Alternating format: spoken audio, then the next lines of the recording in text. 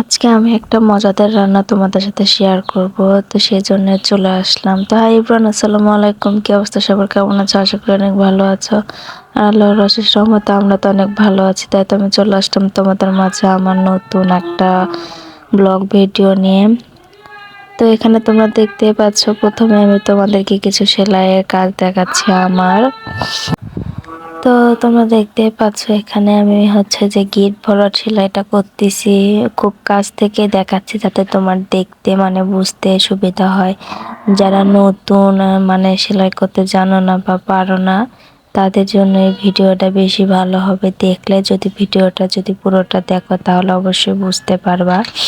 তো এখানে ফুলটা করা শেষ হলো, তারপরে হচ্ছে আরেকটা ফুলে মানে বড় ফুল করাইতে মানে দেখাইতে চলে আসলাম সেটা করতে। তো ওখানে দেখতে পাচ্ছ আমি শুরুতে মানে গিটটা দিয়েছিলাম হচ্ছে উল্টা পাশ থেকে। তো এখন হচ্ছে সিধা পাশ থেকে দিচ্ছি, মানে সুতাগুলো মনে মনে হচ্ছে পড়ে আছে এরকম। আসলে সেলাই করলেও না, সেলাইয়ের মধ্যে অনেক ভাগ আছে। যারা বোঝে তারাই জানে, আর যারা করে তারাই জানে। গিট ভরাতে সবাই পারে, কিন্তু সবারটা তো আর সুন্দর হয় না। আমি তো বলছি না জানা আমারটা সুন্দর, কিন্তু বোঝাইতেছি যারা নতুন মানে যারা করবে বা শিখতে চাচ্ছে তাদের ক্ষেত্রে আর কি, মানে এরকম করে করার জন্য বোঝাচ্ছি যে গিট্টা ভরাটটা আসলে এরকম করে করলে মানে অনেক ভালো হয়, সুতাগুলো পড়ে থাকে আর কি, এই কারণে। তো এইদিকে কাজ করতে করতে চলে আসলাম মানে দুপুরে রান্না করার জন্য। তো ওখানে দেখতেই পাচ্ছ আমি কিছু মাংস নিয়েছি আর আলু আগে থেকে কেটে নিয়েছিলাম। তো এগুলো সবকিছু আগে থেকে ধুয়ে মানে রেডি করে রেখেছিলাম হচ্ছে যে রান্না করার জন্য। আজকে একটা অন্যভাবে মানে রান্না করব, এই কারণে চলে আসলাম, মানে মাটির চুলায় রান্না করব। তো এখানে পেঁয়াজ কুচিও করে নিয়েছিলাম আগের থেকে, অফ ক্যামেরায় আমি করে নিয়েছিলাম এগুলো কাটাকুটার কাজ। তো মাংস আলুটা একসঙ্গেই দিয়ে দিলাম, তারপর হচ্ছে কিছু পেঁয়াজ কুচি করেছিলাম সেগুলো দিলাম। তারপর হচ্ছে তো জিরা বাটা ছিল, মশলা বাটা ছিল, তারপরে এখানে একটু একটু করে মানে যাবতীয় মশলা যেগুলো লাগে আর কি রান্না করার জন্য, সেগুলো মশলা আমি একটু একটু করে এখানে দিয়ে দিচ্ছিলাম।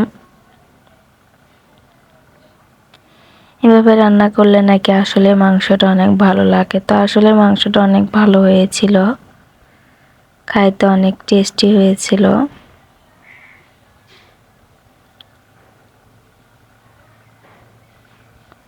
তো এখানে মাংসের মধ্যে প্রায় সবকিছু মশলা টশলা দিয়ে একসঙ্গে হচ্ছে মেখে রান্না করলে নাকি অনেক ভালো লাগে। আগের মানুষ তো তাই বলে। আর এখন তো মানে ডিজিটাল যুগ, মানে যে যেমনে পারে সে সেমনি হচ্ছে যে রান্না করে নিয়ে নেয়। অনেকভাবে এখন রান্না করা যায়। আর এরকম করে তো আগের মানুষ রান্না করতো। তোমার শাশুড়ি বললো তো, তার মানে কথা শুনে আর কি চিন্তা করলাম।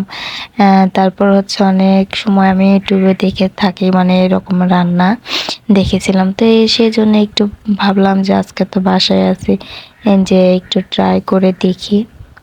তো সবকিছু দিয়ে মশলা টশলা দিয়ে ভালো করে মেখে চেখে একবারে বসায় দিলাম হচ্ছে যে মাটির চুলায় বসায় দিছি। তো দেখতে পাচ্ছ এখানে তোমরা আমি ভালো করে হচ্ছে মশলা দিয়ে মেখে নিচ্ছি। আমার ফুল ভিডিওটা দেখবা, না দেখলে আসলে তোমরা বুঝতে পারবা না যে কিভাবে কি করেছি। তো ফুল ভিডিওটা দেখার জন্য মানে অবশ্যই তোমাদের হচ্ছে যে আমার পক্ষ থেকে অনুরোধ রইল, তো তোমরা ফুল ভিডিওটা দেখবা। তো এখানে সবকিছু হয়ে একটু পানি দিয়ে দিলাম, মানে মাংসের মধ্যে পানিটা একটু বেশি করে দিয়ে দিলাম, কারণ এটার ভাপ তো বের হবে না। আর আমি তো মানে ভাবতেছিলাম যে এরকম করে রান্নার বুদ্ধি একটাই, যেন পাশের বাসায় যেন ঘ্রাণটা না চলে যায়। মানে কোনো ঘ্রাণ নাই, কোনো কিছু নাই যে কি রান্না করতেছি। তো এখানে দেখতে পাচ্ছ আমি হচ্ছে ময়দার আটা, মানে ময়দার আটা যেগুলো বলে সেগুলো হচ্ছে আমি কাঁচা পানি দিয়ে গুলে নিয়েছি, মানে ঠান্ডা পানি দিয়ে নিয়ে হচ্ছে ঢাকনা দিয়ে তার চারপাশ হচ্ছে যে মুখটা বন্ধ করে দিচ্ছি, যেন ভাপ না বের হয়, পাশের বাড়ি কেউ যেন রান্নার হচ্ছে সেন্টটা না পায়, এই কারণে। তো এটা দিতে আমার মানে খুব কষ্ট হয়েছে, খুব প্যারা লাগছে, যে এত কষ্ট মনে হচ্ছে খুব সহজ, কিন্তু না, হাতের সাথে প্রায় উঠে উঠে চলে আসে। তারপর আমার 2বার করে দিতে হয়েছে। তারপর যখন আমি চুলাতে দেই তখনও হচ্ছে বাকি ছিল একটু একটু করে তারপরে হচ্ছে যে মানে ভাবের কারণে মানে ফুটা হয়ে গেছে, সেখানেও পরে আবার জয়েন দিতে হয়েছে। তারপরে কি আর করব, অনেক কষ্ট করে আটাগুলো লাগাইলাম, মানে শেষমেশ আটাগুলো লাগানো হয়ে গেল। তারপরে আটাগুলো লাগানো হয়ে যাওয়ার পরে হচ্ছে যে চুলায় জাল ধরে নিয়ে তারপরে হচ্ছে যে চুলায় বসাই দিছি, যে মাত্র তারপরে মানে ভেতরে হচ্ছে বলক উঠে যেখানে মানে ভাপটা বের হচ্ছিল সেখান দিয়ে পুরো পানি পড়ে যাচ্ছিল। পরে ভাবলাম যে আর একটু আটা গুলে সে এই তো দেখতে পাচ্ছ আটাটা দেওয়া আমার প্রায় শেষের মধ্যে, মানে প্রায় হয়েই গেছে। তারপরে একটু রিভিশন দিচ্ছি যে কেমন হয়, ফিনিশিং দিচ্ছিলাম আর কি, যেখানে যেখানে হয়নি। এই তো দেখতে পাচ্ছ হচ্ছে যে পাতিলটা চুলায় দেওয়ার পরে কি অবস্থা তার।